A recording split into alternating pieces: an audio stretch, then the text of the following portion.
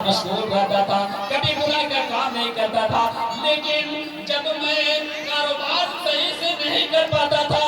جب کام نہیں کر پاتا تھا، کھیتی باڑی نہیں کرتا تھا، وہ مجھ پر برس پڑتے تھے، مجھے ڈانٹا کرتے تھے، لیکن کبھی بھی اس بندے نے، اس باپ نے کبھی نماز کی تلقین نہیں کی، نماز کی طرف ہم کو کبھی نہیں دعوت دی، نماز کی طرف کبھی ہم کو بلایا نہیں، بلکہ یہ خود نیکی کی طرف مائل ہوتا رہا، نیک کام کرتا رہا، نماز پڑھتا رہا، لیکن کبھی بھی ہمیں نیک کام کی طرف دعوت نہیں دی۔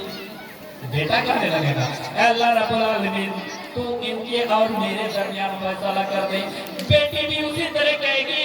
پریوار بھی کہے گی، ابھی چند لمحہ گزرے گا، چند منٹ گزرے گا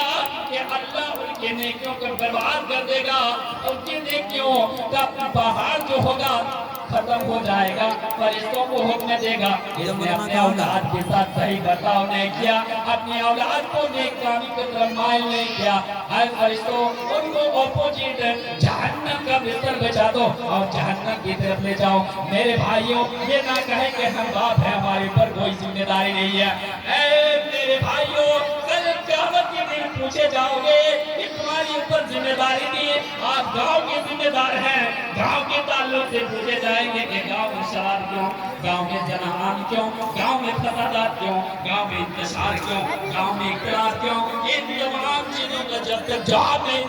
دیں گے، اپنے قدم کو اپنی جگہ سے ہلا نہیں سکیں گے، اس وقت تو کیا حال ہوگا؟ میدان محشر میں حدیث ہے کہ کوئی تو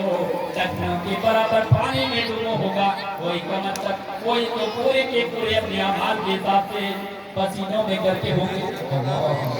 ذمہ داری کا بات ہے، بہت بڑی ذمہ داری ہے۔